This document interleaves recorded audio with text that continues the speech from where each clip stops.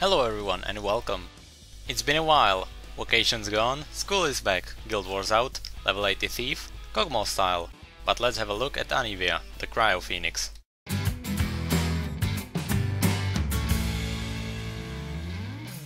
Since Anivia is being picked more and more, I decided to make whole counterpick about her. The main reason why she is picked is because she can counter any poke comps you can get. TF, Caitlyn, Kog'Maw, Corki, it doesn't matter, she counters them all in mid and late game. It's because the poke comps have their core in getting the enemy team to their turret and then trying to poke them before they dive in. It's because the poke comps have their core in getting the enemy team to their turret and then trying to poke them before they dive in. So pokes won't work, instead you need to counter her in lane phase. Because her AP ratio is really high, it uses serious amount of mana. So if she got fed, you're in trouble.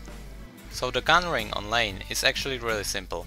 Of course, anti-mid champs will work, someone like Kassadin and Talon, but let's not talk about that. Anyone with high damage over time instead of burst is strong against Anivia, because he can get her down even with her egg. But at the same time, someone like Arthas, who is all about overtime damage, is too squishy for her. Anivia is really like Veigar, you can't pick any squishy champs against her. If not overtime damage, then you can still get burst damage but at low cooldown. Brand for example has high burst, but its cooldown is back before she gets out of her egg. Fizz is also awesome one, because Anivia's spells have such a long travel time. He can block everything with his jump. And he has the mentioned overtime damage. Because some people said that all I'm saying here you can find around the internet, I'll tell you something that is not considered as counterpick, but it still works really well. Swain. Just want to point out that his damage is based on overtime dots.